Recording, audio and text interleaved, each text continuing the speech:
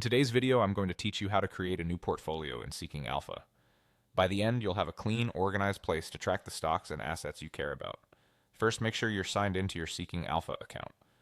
Portfolio features are only available once you're logged in, so check that you see your account icon or name in the top area of the site before moving on. Next, head to the Portfolio section. On the desktop site, you'll find it in the left-hand navigation menu right after signing in. If your screen is smaller or the sidebar is collapsed, look for a menu icon to expand the navigation, then choose Portfolios. This is the hub where all your existing portfolios and watch lists reside. Now click the button to start a new one. It may say Create Portfolio or appear as a plus New Portfolio option. This opens the setup flow that lets you define the basics and begin adding the holdings you want to track. Give your portfolio a clear, descriptive name.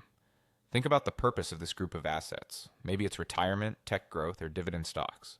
A good name helps you quickly recognize it later, especially if you plan to maintain multiple portfolios.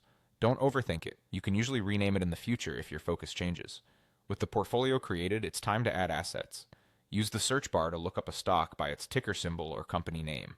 As you type, suggestions will appear. Choose the one that matches the company and exchange you want. If you hold actual shares and want to see more precise values, you can enter the number of shares.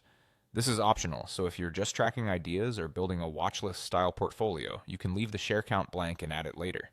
If you do enter shares, double check your numbers to ensure you're matching your brokerage holdings. Continue adding as many tickers as you like. Take a moment to verify each symbol, since some companies have similar names or multiple share classes. When you're done, look for the Save or Done option to lock in your new portfolio. After saving, your portfolio will appear in your portfolios list, ready for you to open, review, and track over time. That's all it takes. Sign in, go to Portfolios, create a new one, give it a solid name, add your assets, and save. You now have a dedicated space to follow performance and keep your investments organized.